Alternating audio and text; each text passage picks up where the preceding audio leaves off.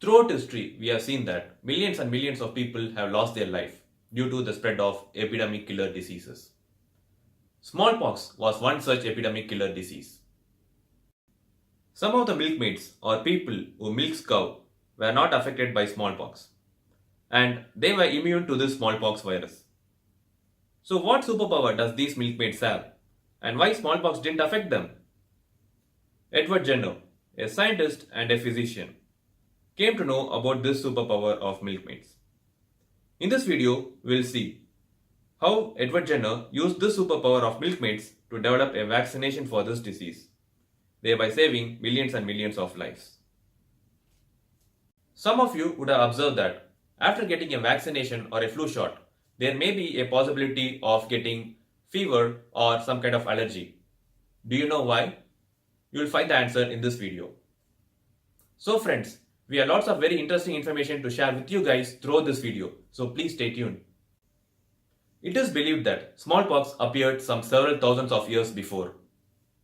Traces of smallpox were even found on some of the Egyptian mummies. In some places, people were deliberately infected with smallpox disease so that they can develop an immunity towards this disease. Interesting, right? Long before the invention of vaccination. In China, the dried smallpox sores or scabs were powdered and were blown into the noses of healthy individuals. After a few days, these individuals usually develop a milder form of this disease. After recovering from this milder form of this disease, these individuals will become immune to smallpox. Similar to this procedure, in Europe too, people were deliberately infected by smallpox by a scratch on the skin, by a needle contaminated with smallpox scabs or sores. This procedure is called as inoculation or variolation. Though this procedure is quite dangerous. It is said that the number of deaths associated with this procedure is much lower than the deaths associated with contracting the smallpox disease naturally. Edward Jenner observed that some of the milkmaids were immune to smallpox. And in his observation, he found that milkmaids who were previously affected by cowpox disease were immune to smallpox. So, cowpox is also a viral disease. It resembles mild form of smallpox and it is transmitted to humans from infected animals. Milkmaids who were in close contact with infected cows are easily affected by this cowpox disease. Our human body or immune system is strong against this cowpox virus. So, in most cases, it is not deadly, though cowpox leave behind some scars or scabs. In case of milkmaids who were previously affected by this cowpox disease, their immune system became strong enough to protect them against the smallpox virus. Edward Jenner wanted to test this theory practically. So, Edward Jenner wanted to do this deadly experiment on a human subject. In 1796, a local milkmaid named Sarah contracted cowpox. Jenner infected an 8-year-old boy with cowpox by taking the cowpox lesions from Sarah's hand. The young boy James got very mild fever and after a few days he recovered. After a few weeks, Jenner infected the young boy James with smallpox virus to prove his theory. As expected by Jenner, the young boy was found to have developed immunity to smallpox virus.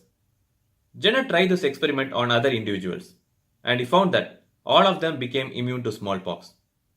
Jenner's method against smallpox started getting popular and it spread across the world. Today, this disease, smallpox, have been eradicated. Thanks to Jenner. And of course, thanks to the young boy James and also Sarah, who were part of this deadly experiment that helped Jenner to develop a vaccination for smallpox. So, why there is a possibility of getting a mild fever or an allergy after a vaccination? Vaccines, they contain dead or weakened virus of that particular disease. So once this virus or any alien matter enters our bloodstream, our body try to resist it in the form of mild fever or allergies. So this is the reason why there is a possibility of getting a mild fever or an allergy after a vaccination. Nowadays, vaccination procedure is adopted in preventing many communicable diseases like polio, plague, tuberculosis, tetanus, and many other diseases. This procedure is called as immunization, and this has played a very important role in the worldwide eradication of the epidemic diseases. Before the invention of vaccines, the epidemic nature of these diseases resulted in the loss of millions of lives. It also caused huge economic burden on the society and the government. But now, many of these incidences of these diseases have been greatly reduced, and in some cases, it has been made almost nil. Thanks to the great work of scientists who developed the vaccines and also the numerous vaccination awareness campaigns conducted by the governments as well as the NGOs. So, friends, if you like our video, please click the like button below and do share it with your friends. Do subscribe to this channel. Soon we'll meet with another interesting video. For now, this is signing off, Pranit Rajkanakam. See you guys.